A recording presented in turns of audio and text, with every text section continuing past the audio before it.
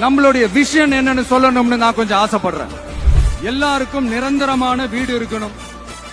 ஒவ்வொரு வீட்டுக்கும் ஒரு மோட்டார் சைக்கிள் வாகனம் உறுதியா இருக்கணும்.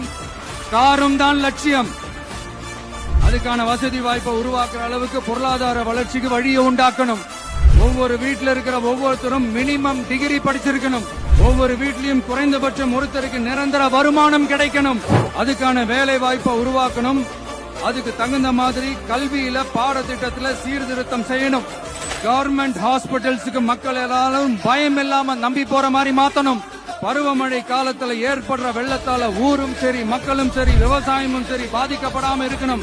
மீனவர்களோட, தொழிலாளர்களோட, நெசவாளர்களோட, அரசு ஊழியர்கள் மற்றும் ஆசிரியர்களோட கருத்து கேட்டு அவங்களுக்கான பாதுகாப்பு மற்றும் வளர்ச்சி திட்டங்களை உருவாக்கணும். உருவாக்குறது மட்டும் இல்ல, அதை செயல்படுத்தணும்.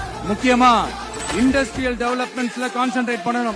சட்டம் ஒழுங்க ரொம்ப ஸ்ட்ரிக்டா வச்சிருக்கணும். நம்மளுடைய அம்மா, அக்கா, தங்கச்சிகள், அவங்களுடைய பிள்ளைகள், குழந்தைகள் எல்லாருக்கும் பாதுகாப்பு, அதுவும் உண்மையான ஸ்ட்ராங்கான பவர்ஃபுல்லான பாதுகாப்பை உண்டாக்கணும். அண்ணா யூனிவர்சிட்டியில நடந்த அந்த பெண்ணுக்கு நடந்த அந்த பிரச்சனை மாதிரியோ, இல்ல கோவையில நடந்த அந்த கல்லூரி பெண்ணுக்கு நடந்த பிரச்சனை மாதிரியோ அதெல்லாம் நடக்க விடவே கூடாது. நம்ம வீட்டு பெண்கள் ஸ்ட்ராங்கா பயமே இல்லாம தைரியமா இருக்கணும்.